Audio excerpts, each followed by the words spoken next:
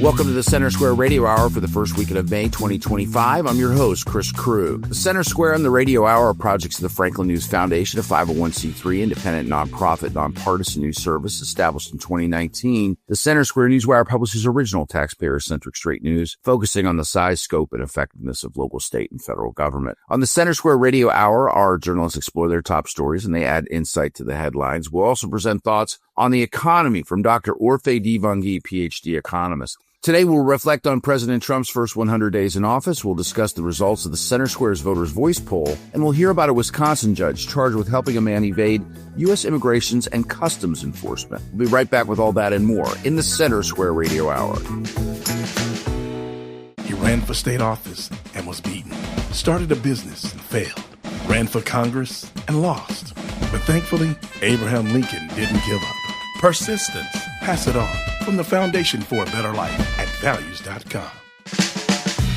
Welcome back to the Center Square Radio Hour. I'm Chris Krug. With more on President Trump's first 100 days in his second term, it's our Dan McCaleb. President Trump and his administration have been touting their accomplishments all week after hitting and surpassing the 100-day mark of his second term.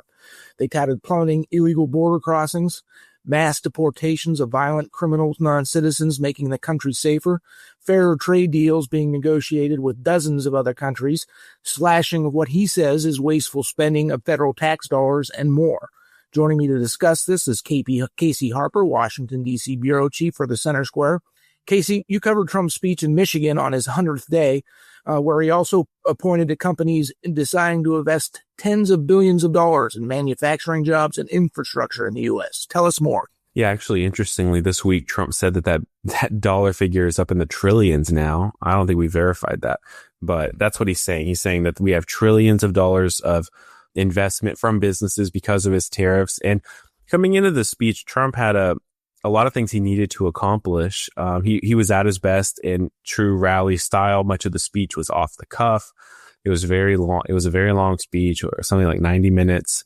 A lot of interaction with the crowd. It felt like a good old fashioned Donald Trump rally. You know, he spent probably the most time touting his success on immigration, which is by far his biggest win. Our polling, which we've talked about on the show, has shown that the one issue that voters are happiest with Trump's work on so far is immigration. He's done a lot of things. He's shut down the southern border. He's tried to end birthright citizenship for the children of illegal aliens. He has declared the cartels, terrorist organizations. He's ended welfare payments to illegal aliens. Basically, the immigration crisis has largely ended. And interestingly, because of that, our poll found now it's not a top issue for voters anymore. And so he went out there, he really explained and touted what he's done on the border, which was smart politically, I think. The second thing he did is he went out there and he defended his tariffs, which are his, very highly controversial. He's a little bit on an island on some of these tariff policies. And we've seen the president has backed off of them. He put a 90-day pause. He's working on these trade deals. It's been very tumultuous. Some of the Trump apologists are saying this is just the art of the deal. The markets have really taken a dive because of all this. We just had GDP numbers come out and show that the GDP decreased slightly in the last quarter. So there's some troubling economic indicators, though inflation has gone down recently. So, Trump is in this kind of interesting economic moment, and he was trying to make the case for his tariffs. And, he's doing it in Michigan. He says we need to make cars in Michigan, not China.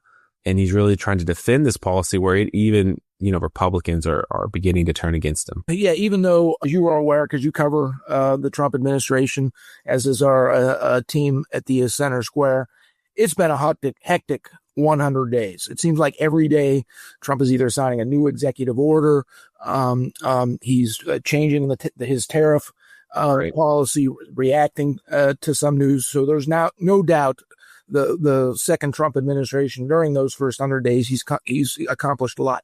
However, obviously Democrats are pushing back hard on the immigration policy, on the tariffs, on his energy policies. So not everybody is on board in calling what he and his administration touts as accomplishments as if they are accomplishments. Well, that's definitely true. And I mean, it's a matter of perspective, whether you think that shutting the southern border or deporting, he's initiated a massive deportation campaign. A lot of Americans are really happy about that, believe it's long overdue. of course, many Democrats are very frustrated with it. He used some of the in his speech, Trump echoed some of the rhetoric of past speeches. He talked about the golden age of America, which was a phrase that really grabbed headlines earlier this year when Trump was sworn in and he gave a speech. He talking about how this is the golden age of America. I thought it was a good line when he said we need to make cars in Michigan, not China. He said in 100 days, we have delivered the most profound change in Washington in 100 years. He really has emphasized how this first 100 days has been so monumental. And I mean, there's so many things he's done in this 100 days that we don't even really have time to go through all of them, but there's things you could easily forget. Like he signed the Laken-Riley Act, which is a big part of the campaign. And he finally got it signed, and it's barely even seemingly worth the media coverage, or it didn't get the media coverage, partially because of bias and partially because of how fast everything is moving. He also echoed a line that was a big line in a previous speech where he talked about how when he came in office, everyone said it was impossible to shut down the border. That even Biden said it was impossible. He said, but it turned out all we needed was a new president. And so it was typical Trump style in this speech. He touted, he's done so many different things, so many different orders. He's ended, transgender, participation in the military. He's ended DEI, in the federal government. He talked about his cutting of waste through Doge and Elon Musk, which of course has been very controversial, but he basically shut down USAID, and has, cut thousands of employees and different kinds of spending from the federal government. So whether you agree with what he's done or not, I think it's you have to admit that this first 100 days have been chock full of action, and action-packed, maybe more action-packed than we've ever seen first 100 days. In the brief time we have left, Casey, what can we expect in the next 100 days? Of course, Congress is working on passing a budget that would extend his signature, perhaps Trump's signature achievement in his first term, the 2017 Tax Cuts and Jobs Act. That is set to expire at the end of the year. He wants Congress to pass that. So that's something we'll be looking at. Any other items we should be paying attention to? Yeah, you're right. That's a major issue. It's going to add to the deficit, but it's going to extend those popular Trump tax cuts, things like the doubling of the child tax credit, for instance. There's a lot of things in there. I think we want to watch his negotiation in Ukraine and Israel, the wars there. He's starting to turn against Putin, apparently, in his public remarks, and maybe favor Ukraine a little bit more. So it'll be interesting to watch that journey over the next 100 days if there's any big developments or resolutions to those two conflicts overseas. A big thing to watch is, we have in the next 100 days, we have the deadlines for these tariffs to go back in place or for trade deals. So I think in the next 100 days, we're going to see a lot of trade deals come out, or he's going to have to pause everything again. But I think the market is really wanting certainty. They're wanting clarity on what he's going to do in that regard. And then lastly, I'd say we'll have to keep an eye on the courts, because so many of his policies have been challenged in the courts. And over the next 100 days, you might start to get some progress, some rulings, some dismissals, because right now, so many of the things he's trying to do are caught up in the legal system. And so you might see over the next 100 days, rulings for or against him that give some clarity on whether these policies are going to become reality. Thank you for joining us today, Casey. Listeners can keep up with this story and more at thecentersquare.com. Thank you, Dan and Casey. You're listening to the Center Square Radio Hour. I'm your host, Chris Krug. With more on the voters' voice poll, it's Casey Harper. President Donald Trump is 100 days into office. How's he doing? What do Americans think? The Center Square Voters' Voice poll has just been released to answer that question. We surveyed 2,500 Americans, asked them questions about tariffs, the economy, immigration, and more. Here to break it all down with me is Brett Rowland, a great reporter at thecentersquare.com. Thanks, Brett. Thanks so much for having me on, Casey. There's a lot in this poll, and so there's a lot to talk about. The few things that I want to get started with are on the tariffs, which really turned out to be, from what we'd seen prior to the election, tariffs weren't really an issue. You and I covered this all the way through. Never really came up as an issue. Trump talked about it repeatedly on the Trump campaign trail, but it never really made itself into a campaign issue. But now it most certainly is. I think voters are definitely watching prices. They're watching those tariffs, mostly for signs of higher prices. And they're also keeping an eye on illegal immigration. But when we asked voters to pick their top 3 issues, what we found was that 47% said that the federal policy on immigration at the border has gotten better. But the top issue for people remained prices and inflation, and followed by tariffs and international trade, and then the economy and jobs. So those pocketbook issues remain top of mind for voters. But one of the questions I had for you is on illegal immigration and why you think there's been so much movement on that particular issue. Yeah, it's a good question, Brett. I mean, I think it's really interesting to see Americans are so focused on these pocketbook issues. It's interesting. I think in many ways on immigration, Trump is a victim of his own success. And so there was an illegal immigration crisis under the Biden administration. Depending on who you ask, probably over 12 million illegal immigrants came into this country. Some say less, some say more. We're talking millions and millions of people. We actually don't know the total number because how can they track who came in without being detected? They can track who they encountered, who got away, who was released. We actually don't know the overall number. We know that fentanyl overdose deaths spiked in that time. We know that, the opioid crisis because of smuggling from the cartels was a huge problem in that time. We know that, cities were being overrun by different with their social service programs. Even in Democrat cities, it was becoming a big issue. You were seeing videos going viral of, people in Chicago complaining, traditionally very Democrat blue city, complaining about illegal immigrants taking, welfare programs and social services resources. And so it was really a defining issue of the last campaign, which really played into Donald Trump's favor. He's obviously, of course, seen as that immigration hawk. But now that he's come in, I think there is a sense that the issue is under control and now we can focus on something else, because illegal immigration, is not normally the most important, top 2-3 issue to Americans. It just got to such a crisis level that they felt it had to be addressed. But now that it's not in crisis anymore, illegal immigration has plummeted since Trump took office. He designated the cartels a foreign terrorist organization. He signed executive order, several orders. One was to prevent illegal aliens from receiving like Medicaid, for instance. He has an order that's being challenged in the courts that would allow the children or prevent the children of illegal aliens from becoming citizens and from having birthright citizenship. So there's no doubt among Americans, I think, that he is all in on shutting down illegal immigration. So now that that's kind of handled, maybe we can move on to something else. And, inflation was another big crisis of the Biden era. And it's one where, we have seen inflation go down a little bit actually since Trump took office, but there's just a lot of fear around these tariffs, a lot of uncertainty, and this kind of intuitive belief that they will cause prices to go up. Right.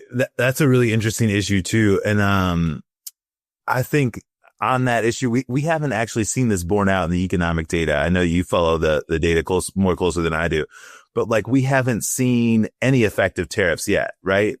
Not really. No, you definitely haven't seen the benefits, which could take years. We're talking a decade to re-incentivize domestic manufacturing. You can start to see some commitments right away. But as far as people actually working in a newly built factory because of tariffs, that's years down the road. That's a remaking of the American economy. And you're seeing a lot of short-term pain over the idea of it, the fear around it, mostly in the stock market. There are also, small businesses that do business with China that are feeling pain. And that's why in Trump, I covered his 100-day speech in Michigan where he touted the tariffs. He touted his work on to help the automotive industry. He said it's about Main Street, not Wall Street. So he's trying to draw that dichotomy, that separation between, what's happening in the stock market and what's happening in, quote unquote, the real economy. Right. And so that's an interesting issue. It'll be interesting to see how it plays out. You've been covering the tariffs so closely. Well, just update us. I know there was a pause on the tariffs, right? But the China tariffs are still in place. Can you just give us the facts on that?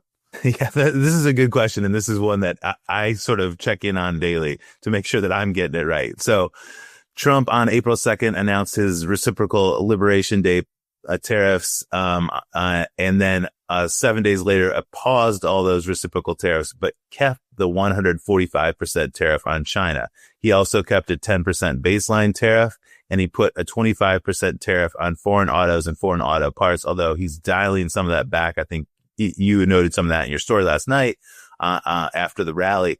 So we've got a bunch of tariffs. We've got a lot of them on pause.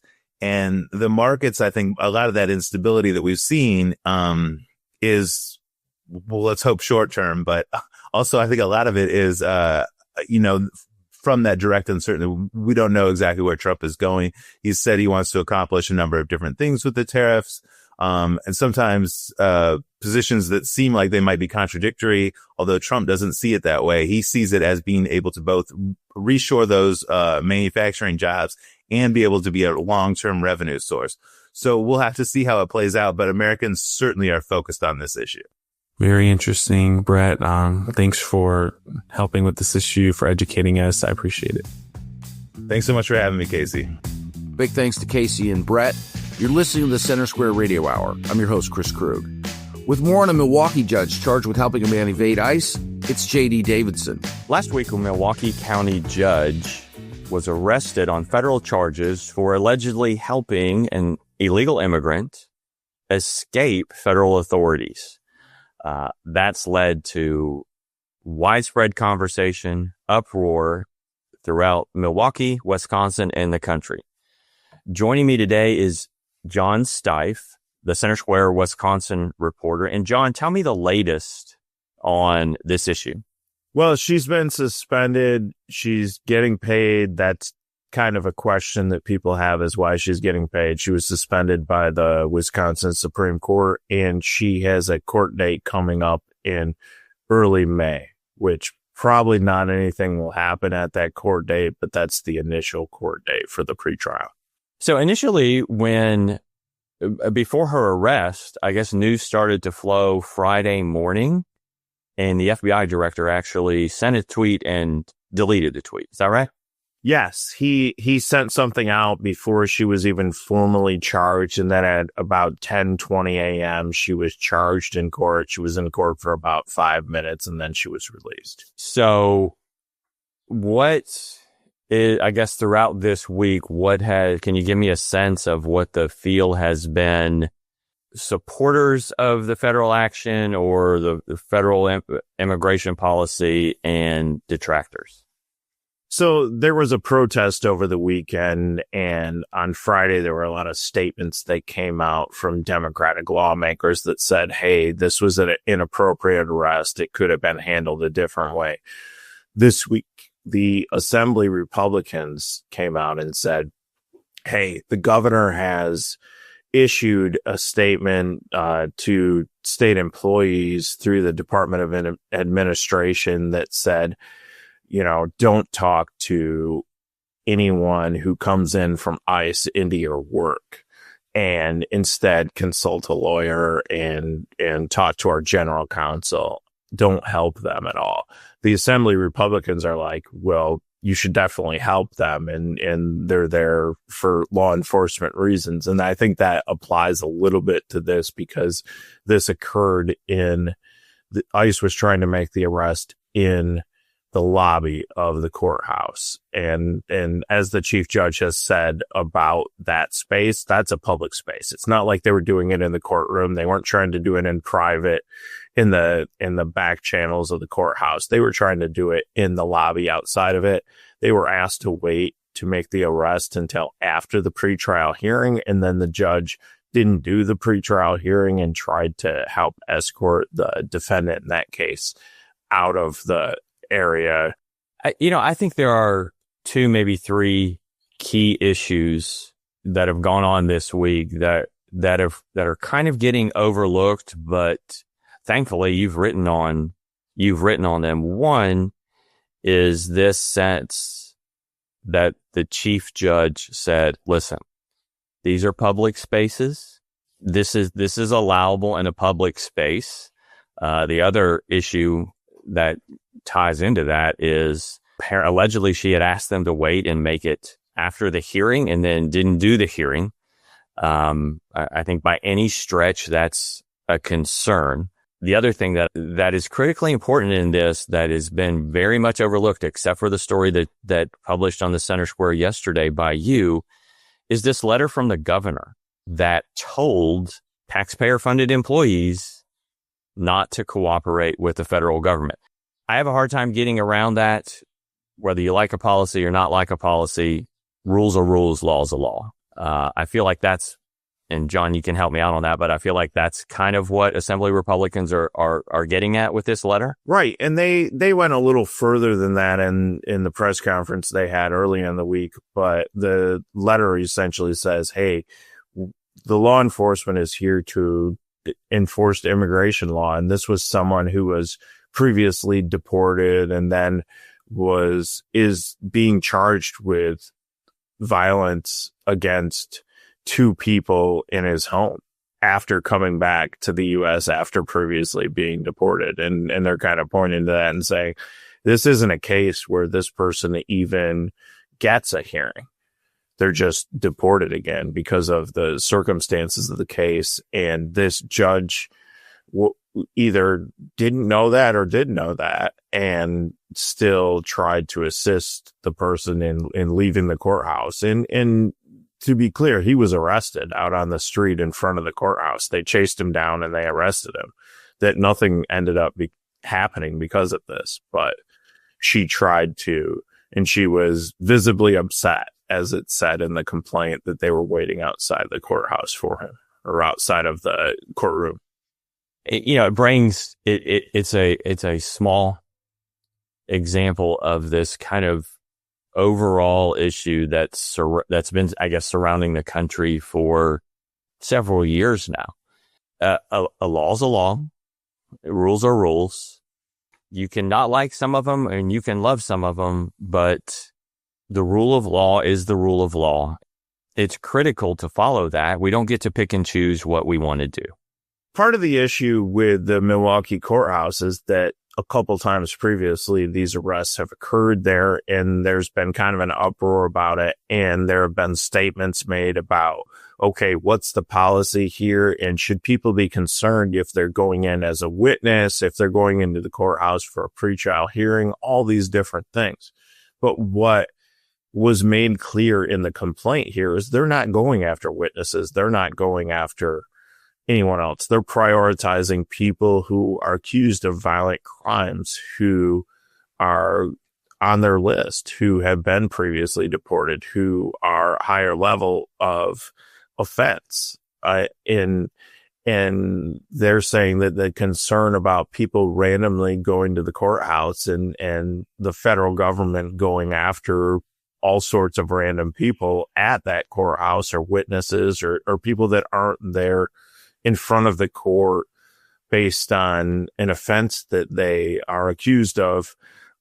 Those people are not subject to this, and they shouldn't be concerned about going into that courthouse. Well, John, I appreciate you joining us today. This is certainly something that will not go away soon in Wisconsin and likely across the country.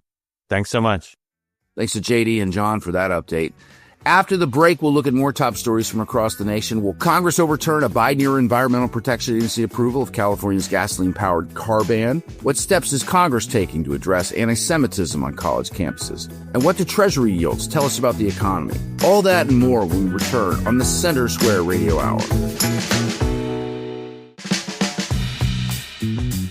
Welcome back to the Center Square Radio Hour. I'm Chris Krug. Here are this week's quick hits, some of the original reporting you may have missed at thecentersquare.com. Republican lawmakers have begun the hard part of implementing the fiscal year 2025 budget resolution, resolving the spending and savings differences between U.S. House and Senate committees to create a package that enough lawmakers will support. The House committees on Armed Services, Homeland Security, and Education and Workforce each held markups of their respective budget reconciliation recommendations on Tuesday. Under the $5.8 trillion Republican budget resolution, Armed Services has allocated at least $100 billion to implement President Donald Trump's defense agenda, while Homeland Security has allowed at least $90 billion to fund Trump's border security plans. As the U.S. House Committee on Energy and Commerce works to cut $880 billion from programs under its jurisdiction. An organization founded by former Vice President Mike Pence is pushing for hundreds of billions of dollars in Medicaid reforms. The $5.8 trillion Republican budget reconciliation framework calls for energy and commerce to find roughly $88 billion in spending reductions per year for the next 10 years. The Congressional Budget Office estimates that $581 billion of those savings must come from Medicaid. In a memo obtained first by the Center Square, the nonprofit Advancing American Freedom suggests changes to the entitlement program that some lawmakers have floated but not yet committed to. A recent poll suggests that support for school choice in Pennsylvania doesn't hinge on any political affiliation, age, ethnicity, region, or 2024 presidential vote. Rather, across all demographics, as many as 2/3 of respondents support the concept of educational scholarships that offer state funding directly to families to fund private school tuition. Support for the policy reached as high as 56% among Democrats and Kamala Harris voters, a significant figure given the party's historical opposition to it. California legislators are seeking to raise the felony threshold for welfare fraud from $950 to $25,000, which one lawmaker says would effectively legalize welfare fraud. Senate Bill 560 would raise the existing $950 threshold to $25,000 for felony charges for welfare obtained and retained fraudulently. The bill would also prohibit a person from being additionally charged with perjury based solely on a statement made to a county welfare department if they are subject to prosecution for overpayment or overissuance pursuant to these provisions. Louisiana legislators rejected 8 bills on Tuesday that would have greatly hindered the development of carbon capture and sequestration. Promoted as a way to reduce carbon emissions, carbon capture and sequestration allows various industries to market their products as low carbon to international and domestic markets. According to Louisiana Economic Development, there are currently $23 billion in carbon capture-related investments in the state, with a projected 4,500 jobs. Opposition to the bills include industry and parish leaders from all over Louisiana, including chambers of commerce across the state, Greater New Orleans, and representatives from the Louisiana Association of Business and Industry, Entergy, the Louisiana Oil and Gas Association, and Landowners Association. You can find more on these stories and others like them from across the country at thecentersquare.com. We'll be right back with more on the Center Square Radio Hour. Teacher Lauren Johnson returned all the graded essays but one. He believed that one student was capable of more. I don't believe taking the middle of the road is your philosophy. This time, write something you really believe. The student wrote a new one about excellence. Instead of just grading an essay, Mr. Johnson changed a life. I am that student.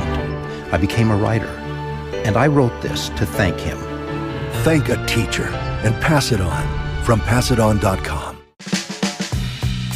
Welcome back to the Center Square Radio Hour. I'm Chris Crew. With more on the groups urging Congress to reverse California's gas car ban, it's Keegan Kernodle. Dozens of groups are urging Congress to overturn the Biden administration's approval of California's gas car ban. Joining me with more on this story is the Center Square's California reporter, Kenneth Schrupp. So, Kenneth, what's going on over here in California with the gas car ban? Hey, Keegan. So, as many of you might be aware, California is phasing out gas-powered cars, banning new sales starting in 2035. This is a phase-in, starting with a 35% requirement for the current model year of 2026. Model year 2026 cars are already on the lot. This is controversial, though, because this applies not just to California, but Washington, D.C., and 11 other states that have adopted California's air regulation standards. California is allowed to set its own emission standards because its regulation of emissions predated the creation of the EPA. California has had infamous smog, and that had to be cleaned up. They had to actually adopt some of their own gasoline and tailpipe requirements, and those have been helpful. So what is Congress doing here, and what could that mean for American consumers? Right now, we're having a resolution starting from the House that was just passed, Joint Resolution 88. That's going to go to the Senate now for approval. If the Senate does pass this resolution against the waiver, then it will go to the president's desk for approval. This waiver, as I said earlier, the EPA has to approve all of these waivers.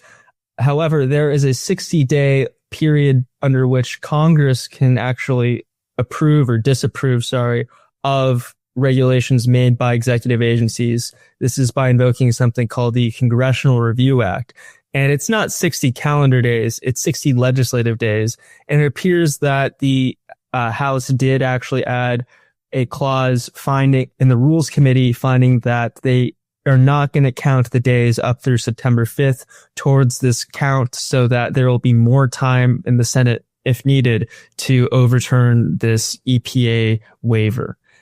But there is a bit of a hiccup here because the Senate parliamentarian ruled earlier that a measure like this couldn't start in the Senate and that the Senate did not have the power to invoke the Congressional Review Act over the waiver, finding that this did not constitute a regulatory action. So if the Senate does want to go ahead and vote on this, which it does seem like it will, remember also that there were a large number of Democrats, I believe about a dozen, did vote to overturn this gas car ban. They did vote to approve House Measure 88. So there are some Democratic senators who might support this, and it does seem like it probably is going to reach the Senate floor.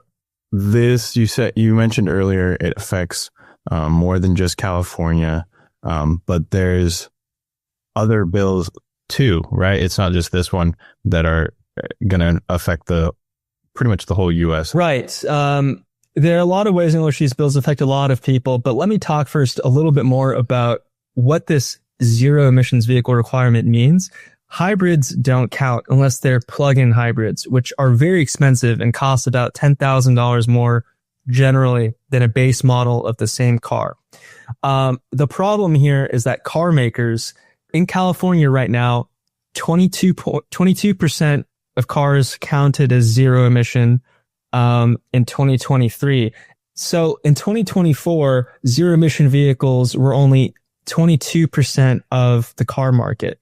In the first quarter of this year, that fell down to 20.8% because these zero emission qualifying vehicles tend to be pretty expensive. The average financing payment on an electric vehicle is about $700. That's a lot more than many Americans can afford. The range might not be what people want or need to give them peace of mind.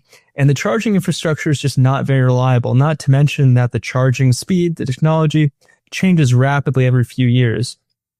So a lot of people are reticent to pick up these zero emission vehicles. So as I said, with ZEV sales just 20.8% of the market falling, automakers don't really know if it's possible. They actually say it's impossible to meet the 35% target that is set for the current model year 2026. Those cars are already in the lots.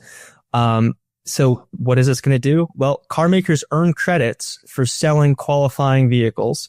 And if you don't have enough credits, you have to go buy them from someone else. You have to go buy them from someone like Tesla. But if we see credits at such a low, generated at such a low level as we have, right, where just we're about at 2/3 of what we need to see sales go up over 60% overnight just to reach the 35% threshold for the rest of the year. That doesn't seem possible. Car makers would face fines of $20,000 per non-ZEV vehicle that they're short on credits for. So in other words, they're just not going to sell the cars. I talked to dealers, and they said that what they have to do is just stop selling non-plug-in hybrid, non-battery electric vehicles in California.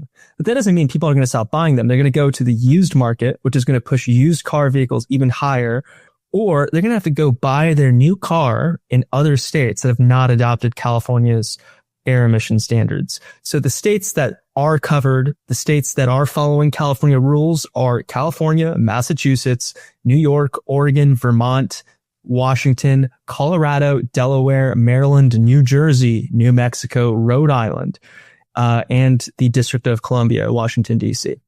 As you said, yes, there are a few other rules here that we do have to be aware of. The other one is the Omnibus NOx rule. This is a rule focused on emissions from diesel trucks. The other measure that was being debated was reversing the waiver for this Omnibus nitrous oxide emissions rule. And the other one was for California's advanced clean fleets rule that would both of which would affect trucking.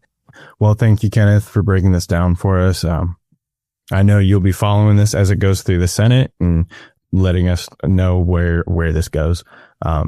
Viewers can keep up with this story and more at thecentersquare.com. Thank you, Keegan and Kenneth. You're listening to the Center Square Radio Hour. I'm your host, Chris Krug. With more on Congress's efforts to address anti-Semitism on college campuses, it's Eliana Kernodal. Legislation targeting harassment of Jewish students at higher education institutions may reach the U.S. House floor soon, intensifying the broader crackdown on anti-Semitism by the Trump administration. Joining me to dig into this is reporter for the Center Square, Therese Boudreau. Therese, what are the bills before Congress right now? So the two bills before Congress are the Antisemitism Awareness Act and the Protecting Students on Campus Act. The Protecting Students on Campus Act basically makes it more streamlined, makes it easier for students who have experienced harassment or anti-Semitism to file civil rights complaints. So that one there's not that much controversy surrounding it. The second one, the Antisemitism Awareness Act, actually has garnered some controversy because what it does is it clarifies the definition of anti-Semitism for use in campus investigations, civil rights investigations into harassment against Jewish students. And it uses the International Holocaust Remembrance Alliance's definition. Now, that definition reads, anti-Semitism is a certain perception of Jews, which may be expressed as hatred towards Jews. Rhetorical and physical manifestations of anti-Semitism are directed towards Jewish or non-Jewish individuals and or their property, toward Jewish community, institutions, and religious facilities. So it's pretty straightforward, but what a lot of Democratic lawmakers and some Republican lawmakers were concerned about as well, is that it could hamper free speech. It's a very contentious topic, that the Israel-Hamas war, and the Trump administration is taking steps to really crack down on anti-Semitism, but then there are concerns that maybe the administration might be going too far. So there's a lot of back and forth about that. And where is the legislation at in the process now? I know they were going to vote on it in the Senate yesterday.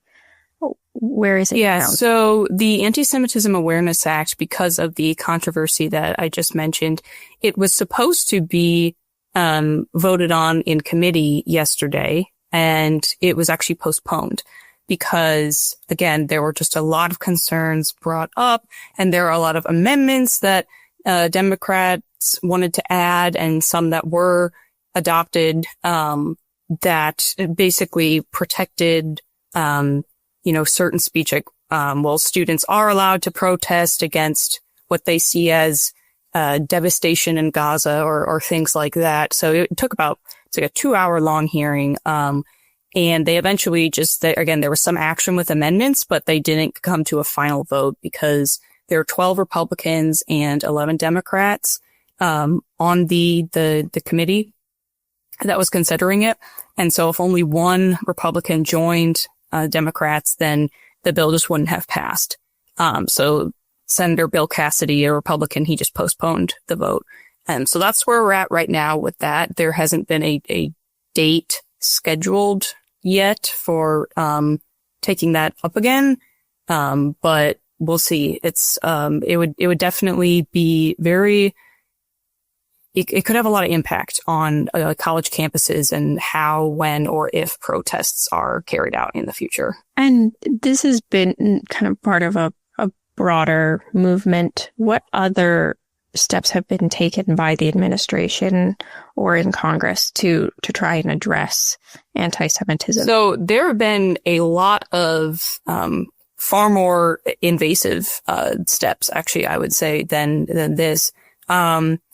There are a lot of like Columbia University, Harvard, a lot of other highbrow institutions saw a lot of sometimes violent protests this past summer and even continuing. And so once the Trump administration came into office, they started, for instance, Harvard University, they said that if you don't sign this document saying that you are going to take X, Y, and Z steps to crack down on anti-Semitism and do this and, make sure this doesn't happen, then we're going to pull federal funding from you.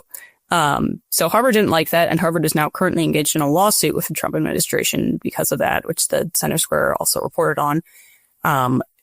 And there's also, the IRS is looking into, Harvard's tax-exempt status, and there's conversations about the tax-exempt status of universities that receive federal funding in general.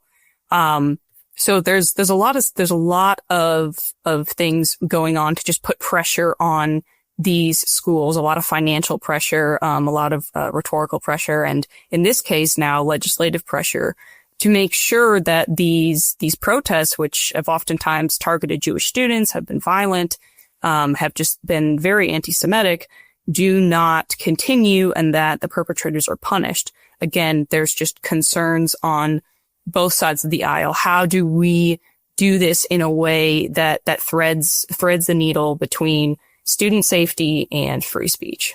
Well, Therese, thank you for your insights on this story. Listeners can keep up with this story and more at thecentersquare.com. Thank you, Eliana and Therese. You're listening to the Center Square Radio Hour. I'm your host, Chris Krug. Joining me to discuss Treasury yields and what they mean, it's PhD economist Dr. Orphe Divounguy. Hey, want to talk to you about Treasury yields. So when we are having conversations about the market, what's going on with the stock market on a daily basis, or we're having conversations about sort of the, what we see as the potential forward trajectory for the broader market and the economy. You like to talk about the yields. And so two kind of benchmark, yields, the 5-year yield and the 10-year yield. Can we talk about what the value of those are? And for our more novice people, try to take it down to just a 101 on Treasury yields and what people should know. Yeah. So I'm struggling with where to start on this. So why does it matter? It matters because a lot of our consumer borrowing rates are tied to these, the benchmark 10-year treasury. So mortgage debt, for example, right? So when the 10-year treasury yield goes up, the 30-year fixed rate mortgage also goes up. And along with that 10-year corporate debt pricing is also affected. Businesses want to borrow money. The bonds they issue are going to, interest rate that they're going to pay for the debt is going to be very much tied to what's happening with treasury yields. Auto loans, right? And so whenever the 10-year treasury yield goes up, your lending costs as a consumer also go up.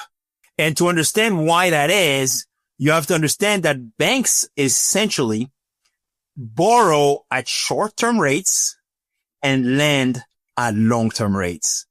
And traditionally, the short-term rate is lower than the long-term rate. And so that's the difference between the two is how banks make profits, right? Is essentially one way banks make profits. And so that is why consumer borrowing costs are very much tied to this longer term yield called the 10-year treasury yield. Now, I guess the next important thing to find out is, well, what's driving this 10-year yield? Why does it go up and why does it go down sometimes, right? Just like any other price, it's all about your Econ 101 class, supply and demand, right? The supply, who supplies treasuries? Well, the treasury, the government borrows money by supplying bonds to be bought by the general public, by central banks, by foreign central banks, right? And so the higher our debt or fiscal deficits, the more we need to borrow money as a country, our government needs to borrow money, the higher the supply of treasuries right? Of debt issuance. And so that's to some extent what you could say is, the higher the fiscal deficits and the higher the money the federal government needs to borrow, the more pressure there is on treasury yields to go up. But of course, there's a demand for treasury yields also matter for the price, right? For those yields, demand for treasuries. And so what are some factors that influence the demand for treasuries? Well, when people, expect the future to be doom and gloom, they're worried about the future. They thought to save at a higher rate, right? And so what do? Investors will oh, by the way, and they don't think the stock market's going to do very well, right? Because growth is going to slow. Then potentially corporate earnings are not going to be great, right? And so we call it the flight to safety. They will go ahead and buy a bunch of treasuries. The demand for treasuries goes up because it's a way to park your money in a safe place, right? While the economy goes through a downturn. And so a higher demand for treasuries will actually put downward pressure on yields, right? And so that's kind of how this works. And so why are we seeing yields come down right now?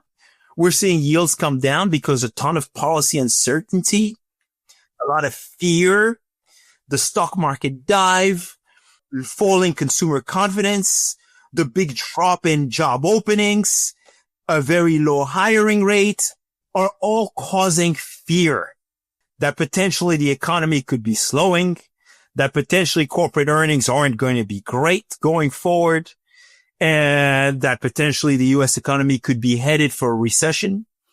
And so as recession risk increases, the demand for treasuries for safe asset goes up. And so as a result, holding supply constant, right?